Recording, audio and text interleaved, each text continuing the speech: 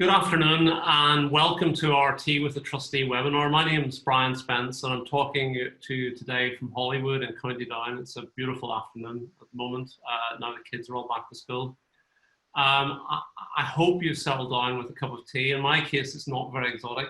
Marks and Spencer's decaffeinated tea bag with some lactose-free skim dairy drink. Since it's the Tour de France, I have my cycling mug. Hopefully you can see the yellow jersey there.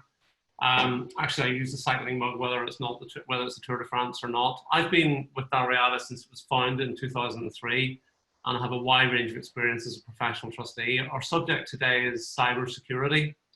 Like many trustees, I don't come from an IT background, and it's a technical subject. People who can span, on the one hand, the world of pension schemes, and on the other hand, the IT world, are few and far between. I'm very pleased to be joined today by Mike Selby from his shed in Glasgow. I've worked closely with Mike for over a decade, and I think you'll agree that he's one of those rare people with good knowledge of both subjects. So Mike, tell us a bit about yourself and the tea you're drinking this afternoon. Good afternoon from indeed sunny Glasgow. It's nice and warm here for the first time in weeks, it seems. I'm drinking Yorkshire tea, as always, the only tea for me. So I run our sister company to Dalriada Trustees, Mantle Hosting Limited, and our only product and service is software as a service offering, online only, pensions administration and actuarial software. So I'm directly responsible for a fair amount of data that's in an online system, many hundreds of thousands of member records. So I take all this stuff very seriously. So Mike, the problem as I see it is that the price we're all paying for our interconnected world is that there are legal but very well organized and very well resourced businesses across the world looking to steal money, personal data that they can misuse, or valuable data that they can encrypt in order to hold people to ransom. So Mike, how big is the problem? So this problem is really widespread. Just to illustrate that, I'll just quote a few things from 2019's UK government cybersecurity breaches survey. So this is actual breaches rather than kind of conjecture about what might happen. This is actual reports of breaches. Looks like we're having some problems with the technology there. I'm certainly not hearing Mike from here in Belfast. I'm not sure if other people are. Susan, can you hear me? I can hear you, but Mike appears to have stopped. Mike appears to have stopped. If you can just bear with us for a second or two while we try and get Mike back online. I have to say it's not going to be much of a conversation between the two of us whenever the best technical expert that we have available is now not there. Call completely right. It looks like I'm going to have to manage on my own for a little while. I'm afraid it's not going to be a proper webinar without him because we planned him to cover a lot of the more technical content. Just in terms of what we did intend to cover today, I mean, one of the areas that I certainly find very difficult in this area is the area of the terminology is very difficult, and I've been trying to get to grips with some of that myself. There have been some well-publicized attacks, even in recent months, over people within the pensions industry. We as trustees, like I think many leading firms of trustees, had a firm of administrators that we use for some schemes subject to an attack. So this issue seems to be particularly insidious for pension scheme administration of ransomware, where essentially people introduced through malware, through an email or something like that, software that runs, and what it does is encrypt your data, and there's a ransom to be paid in order to try and get your data back again. Problem is, I think the general advice is that the ransom should generally not be paid because there's no guarantee you're going to get your data back or not. We also have the term of phishing, the ability, PHISHING, which seems to be, setting widespread attacks in order to try and obtain details.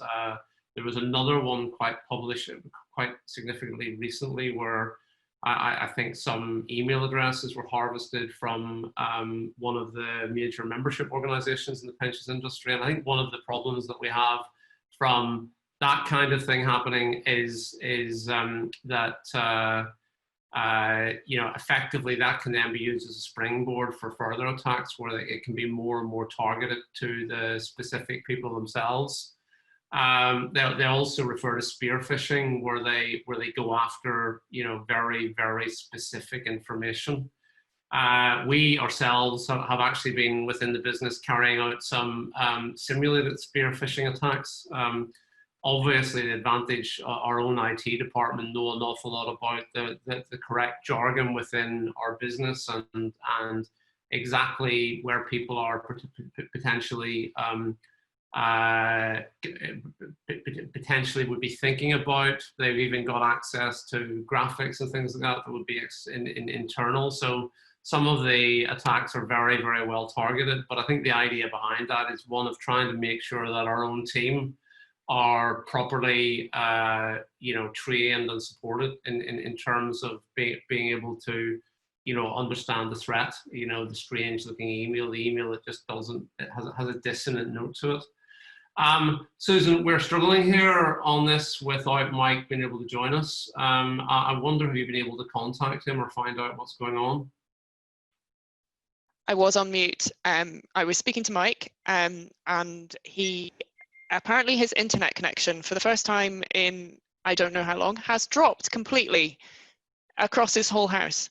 So he's going to try and dial back in on 4G. I think he doesn't have a great 4G signal, so he is going to try and do that just now, and try and do it over voice rather than video, because he will struggle to connect with the signal.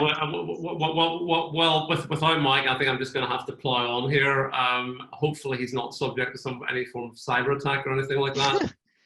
I think the first area Mike had intended to talk about was the area of individual trustees and what we do there. We actually published we invited some questions before we ran the webinar, and I think it's a big concern among trustee boards generally is that a lot of very sensitive information is in the hands of really lay trustees, sometimes working from home, sometimes working on their employer's network. So they're likely to have their own personal computer or a company computer, their own phone, maybe a tablet computer, and what the key things that they need to do about protecting themselves from potential cyber intrusion or cyber threat. I mean, certainly I'd like to hear Mike's take on this himself. What I would normally say as chair of trustees to trustee boards is, as a bare minimum, you need to be running up-to-date software. Anybody who's not winning, if they're using Microsoft and they're not using, an up-to-date version of Windows 10 that is subject to automatic patching, really is a bit of a risk. People who are using older computers, computers that maybe don't run the latest software, we'd see that as very risky. They should be making sure they're updating all the software they run on their computer on a regular basis. They should have a firewall in place. They should have all of their devices protected by two-factor authentication, obviously particularly their mobile phone, and all of the, pretty well any app that they have that if it is capable of supporting two-factor authentication, then they should be using that. Strong passwords would be another thing that I would always emphasize when I'm talking to co-trustees.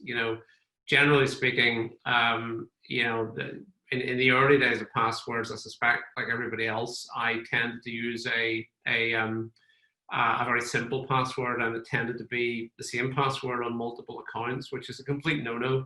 Now, effectively, anytime one account is hacked, you get the risk effectively that all of the passwords on that account could potentially be circulated across the internet. There was a well-known incident many years ago on LinkedIn. Mike, you're back. Thank goodness. I did my best. I have been talking to cyberspace about explanations of phishing, spear phishing, ransomware, and I've been going on to talk about individual trustees. So we've talked about lay trustees and the fact that they need to talk about virus checking, firewalls, firmware updates, two-factor authentication, strong passwords. So what else should the individual trustee be doing? To let me take a sip of tea. Goodness me, sorry about that. You wouldn't believe what I had to do to address the problem there, although it might have been incidental. I went in my house and found my router and switched it off and switched it back on again. And it seemed to do the trick. In time-honored fashion. Indeed. So, yeah, the things that Brian's been alluded to are about being just being up to date. I mean, one of the things I was starting to talk about there was the scale of the issue, and a third of businesses in 2019 experienced some sort of cybersecurity attack. That's actual reports of actual attacks, as opposed to kind of speculation, or they think they might. That's actually reports of breaches.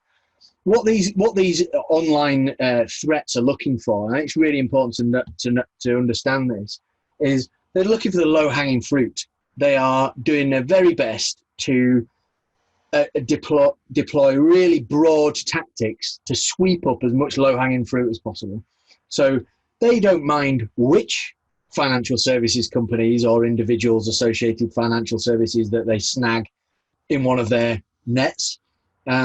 They just matter that they get some. So avoiding being the low-hanging fruit is the absolute key here. Brian alluded to some measures. Securing personal accounts for Facebook and email accounts, things like that. Using different passwords on every account is crucial. Making sure you're actually running up-to-date devices. Android telephones are a particular issue with phones bought in, say, year 2014 now not getting security updates. So you are low-hanging fruit if you're using one of those to do anything, particularly financial services type things or email or whatever.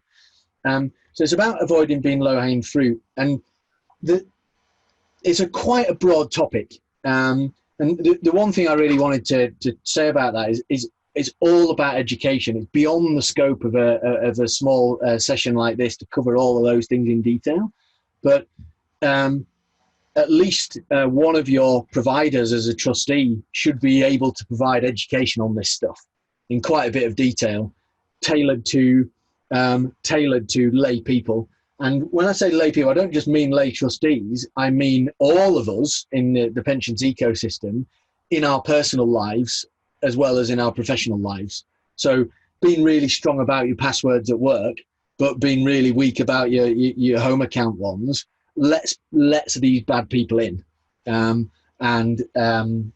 particularly if you use your work email address as a sign-in name in various different places, they want to weigh in, that's the way they'll find it. And they can do it in surprisingly automated ways. Education is key. So Mike, what happens, I mean, for an individual trustee or an individual, if they do get subject to attack, what should they do? Tell somebody immediately is the number one thing. If it's your own personal accounts and things, big organizations like Facebook and Google and things, they've got tremendous capability to fix these things for you and solve issues and unlock accounts and all the, lock accounts and all that sort of thing. So reporting it in the first instance. In a professional capacity, absolutely report it. Again, education is absolutely key. So one of the worrying findings on the statistics from the 2019 cyber survey was that 75%, 3/4 of businesses believed that their staff had the right skills. And in our, thinking as a trustee, our lay trustees, we could be thinking about as our own staff in some way as well. 75% believed that their staff had the right skills to deal with cybersecurity stuff. but less than a third had issued any kind of training about it. So firstly, train. And if something does happen, the watchword for everybody is just report it to somebody who knows what they're doing. And if you're a small firm that doesn't have in-house capability, that might be having a lined up partner in a security firm all ready to go, that you lift the red telephone and you phone them and say, we've got a problem.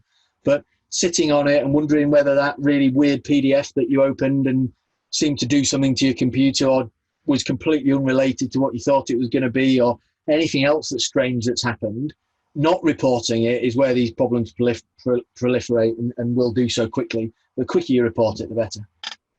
So moving on, I mean, we've talked about the individual trustee sitting on a trustee board, which I think is a major source of concern. But then the other area then is for a board of trustees, they're going to have multiple suppliers, administrators, investment managers, actuaries, lawyers, covenant advisors. The list is as long as your arm. And where cybercrime is concerned, the whole ecosystem is only as strong like a chain as its weakest link. I was saying earlier while you were inadvertently away, Mike, that there was, we at Dalriada were subject to something where one of the firms of administrators we use had a ransomware attack earlier this year. I suspect most larger pension scheme trustees had the same problem in this, because it's a well-known firm in the industry. The good news in this case in the summer was the administrator was able to restore their files from backup, and there didn't appear to be any exfiltration of data for bad things to happen. If I'm looking as a trustee to engage suppliers, administrators, particularly, I would tend to look out for ISO 27001, Cyber Essentials Plus. Are these the right things to look for? Are they enough? I think they're the right things to look out for, but I don't think they are enough. Everybody, particularly the professionals on the session here, will know that if you want to get a standard, you can get it. Cyber Essentials in particular, it's a self-answered questionnaire that is aimed at very small businesses with a couple of employees. It's not aimed at a larger organization. The government published something else. It's called Top 10 Steps to Cybersecurity. It covers all sorts of things, but they're all, I'll go back to my analogy from before, they're all designed to avoid being the low-hanging fruit. They're about making sure there's education programs in place for your users, making sure that you have security partners lined up for if something does happen, proper kind of incident management processes, etc., etc. I would expect in the financial services industry, in our industry, that every one of the firms that we'd want to engage as a trustee should be taking all of those 10 steps. Another statistic from the statistics on the survey, only, let me just find it, only 60% of businesses in the end of 2019 had taken any action towards 5 or more of these top 10 steps. These aren't difficult things. These are things like have a penetration test every year and then act on the results. The top 10 steps, I think, are a minimum, and establishing whether or not a prospective supplier or your current supplier actually takes those 10 steps and has things in place for them is absolutely crucial.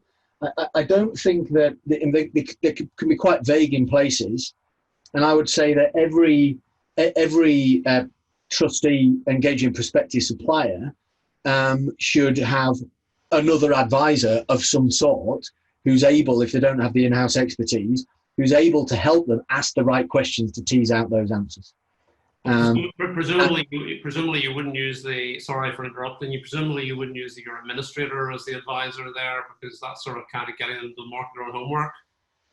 Yeah, and I don't think that's necessarily that's not necessarily appropriate. They might have some very good packaged information. If you ask them some vague questions and they're able to provide an absolute load of information describing what they do and how they do it, it's all best of breed, then I think it's appropriate. But generally speaking, you need a partner who knows about this kind of stuff to ask the right questions and interpret the answers. But I'd go further in terms of the marking your own homework thing. You alluded to chains. and chains of suppliers. So oftentimes a trustee will appoint a investment manager who's a manager of managers, who then appoints investment managers, and all sorts of other relationships like that with subcontractors. System providers is a great example. Providers of systems to administrators, particularly those kind of administration and actuarial systems moving online. You should expect, in my view, your providers to be asking the same sort of rigorous questions and have some of that expertise to do that of their subcontractors and be able to give you assurance that they are asking that stuff. So it's all really around preparedness and education, and these 10 steps are a great kind of start towards that. It's not particularly advanced stuff, it's just the basics to avoid being the low-hanging fruit. Well, there is a risk. I know certainly one of the fears I have is, I see as a non-IT person, I see information coming. We take information security seriously. How do I really get to a situation where I understand? I basically get help from someone who understands it. That's the way to do it, really.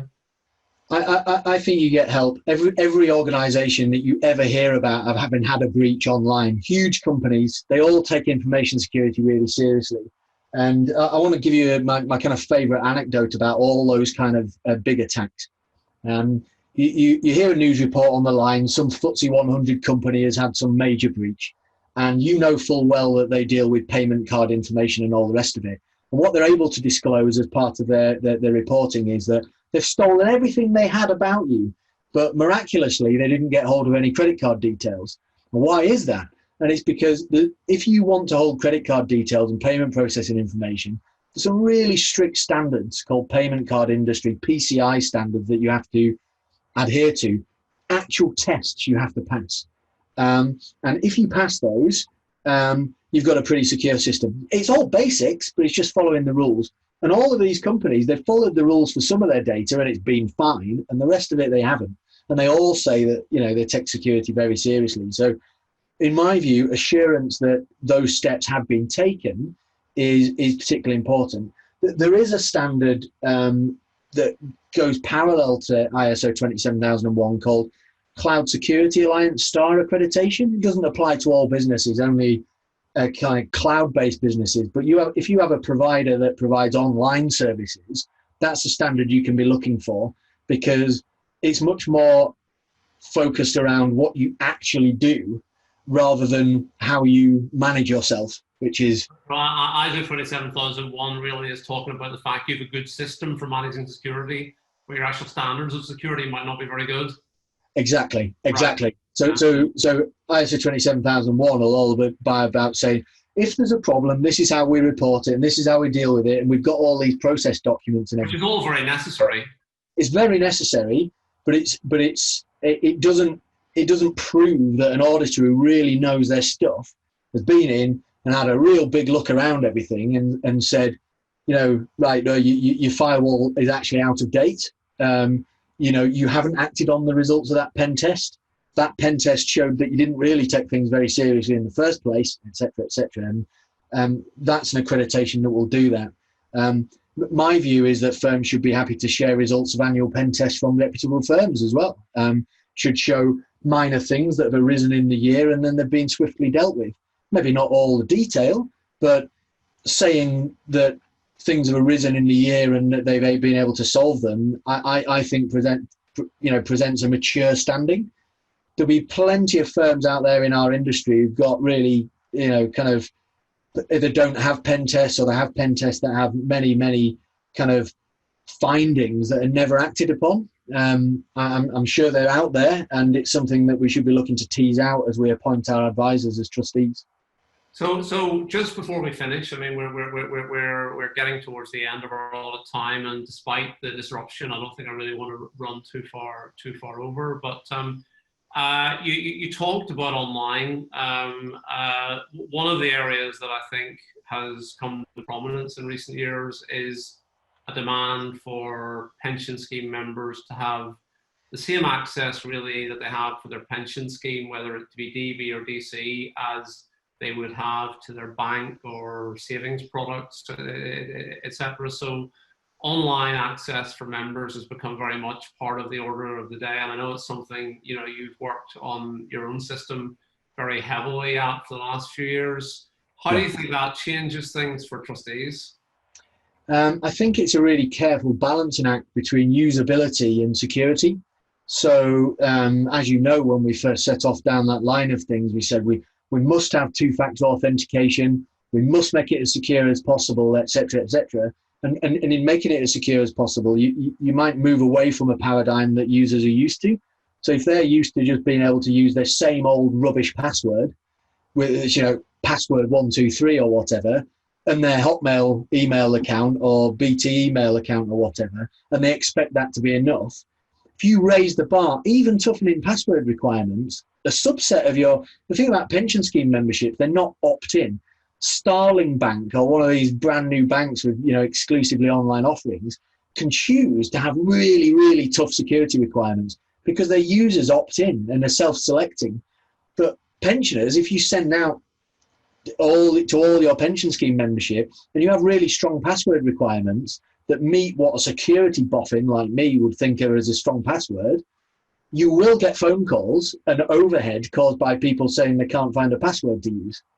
It's just a matter of course. You will get people phoning up and saying, you know, they can't do this, that, or the other, or why won't it work on Windows XP? That I've just turned on this dusty PC I had in the loft and it won't work. And it's a real difficult balancing act. I think it's made easier by mobile devices. So as part of our platform, we're currently rolling out a phone application, and people are much more used to strong security because the phones make it much more easy to implement. But web services, I think it's quite a difficult balance. Yeah, it's a difficult one. Certainly, I've set up a Starling account myself, and it's a very straightforward process. I think it took about 2 minutes. The difference, obviously, between that and a pension scheme that's been built up over years, I need to put some money into it before I can take any out. So, which is a little bit different from getting signed up for a pension scheme where you've got, you know, maybe tens or hundreds of £1,000s of savings built up. Absolutely. The pension situation is the reverse. All Starling Bank are interested in it is really, I mean, they've got know your customer requirements, that come from a anti-money laundering perspective. But really, they're just interested in the same person coming back and back again, and it's not a different person. In pensions land, we're reaching out as pensions administrators and trustees. We're reaching out to members that we perhaps haven't heard from in 20 years and trying to get in contact with them with trusting services to provide up-to-date address details, the likes of, Experian and credit tracing companies and things like that. We're trusting that their data is correct. We're trying to connect to that user, and it's not risk-free. And I think that's just things that some trustees should think about and seek guidance on as they do it, so they understand the risk that they're taking by that kind of reaching out. I think it's worth it on balance for the record. Is there presumably at the same time as the cyber criminals are becoming ever more sophisticated, there are better tricks and tools coming in for administrators in terms of how they make sure that members' data is kept safe? What sort of tools are there coming down the track at the moment? On the pure kind of IT side internally, the amount of stuff that's available from big name vendors like, for example, Microsoft, if you just bought the full Microsoft suite of products and invested properly in implementing it all, you have all kinds of things available, like, hang on, this person has never logged into their pension account from China before, we better just shut it down. All kinds of clever stuff like that is available almost out of the box. Do you think most pension scheme administrators and product providers can detect that sort of thing, or what do they need to do to be able to detect it? It depends what products they're running. You know, if there's a small firm of advisors and they've all got a laptop each, and all they've ever done is use that laptop, and they're trying to do admin on that laptop and things, they won't have those modern protections. Any firm that's migrated towards online services like Office 365 and things like that will have it pretty much out of the box. It needs some expertise to set it up and interpret it. We'd be more worried about people with online infrastructure, on-premises infrastructure than online. I would, just because it's fundamentally more difficult to keep it up to date. So, you know, an absolute great teaser of a question to establish this top 10 thing would be very simple things like, you know, is your data on premise or is it in the cloud? Now, there's lots of people who will argue, oh, I don't want to put it in the cloud because of this, that, and the other. But the scale of the security operation around those things to protect that data, if it's done properly, is huge. Separately, though, where firms do have offline offerings, offline things, laptops, all that kind of thing, there's masses of products now available, masses and masses where security providers can provide all sorts of monitoring to detect abnormal behavior, impossible travel where people seem to have just traveled 500 miles in an hour, very clever kind of machine learning stuff around what is normal activity. So this person never normally logs on in the middle of the night. I better just ping an email or a phone call to people who are on call for that sort of thing. So in my circumstance, it might be me getting a phone call from our security provider saying, Mike, somebody who has just granted some privileges who would normally be doing so, but they wouldn't normally do it in the middle of the night, and then immediately see log-on activity from that other user in the middle of the night. We've taken the precaution of shutting that account down as per our pre-arranged playbook. Yeah. All of that stuff is available to be invested in. It's not difficult, but it needs will to do it. And I think as trustees, we can cause that will by asking the questions of providers. So that's it. Really, the big takeaway is ask the right questions. It probably comes to wrap up. We're strictly allowing ourselves enough time for these webinars to have a cup of tea over. My tea is beginning to be a little bit cold, so I think that probably tells me that we're at the end of the time we have allotted today. Thanks very much for giving you the benefit of your experience today. What are you doing for the rest of the day? Working on new products, specifically around incident management, incidentally. New products. Well, I think I have a meeting at 5, but I think I'm maybe going to catch another webinar, which I'm not presenting on, and can relax a bit after the stress of the technology today. So look, thanks everybody who tuned in. Sorry about the technology this afternoon. It is a fascinating subject. It's one that I don't think trustees could really know too much about. Hopefully you've got some sort of takeaway for the investment of 30 minutes that you've made in being with us this afternoon. Hopefully you've also managed to enjoy a cup of tea, and it's been reasonably enjoyable, if only seeing me deal with the difficult situation of doing it on my own for about 5 or 10 minutes in the middle. We'll be sending out an email to get feedback on the webinar. Please do tell us what you thought. And our next Tea with the Trustee webinar is on the 13th of October, and you'll be very welcome to join us then. So good afternoon and enjoy the rest of your day.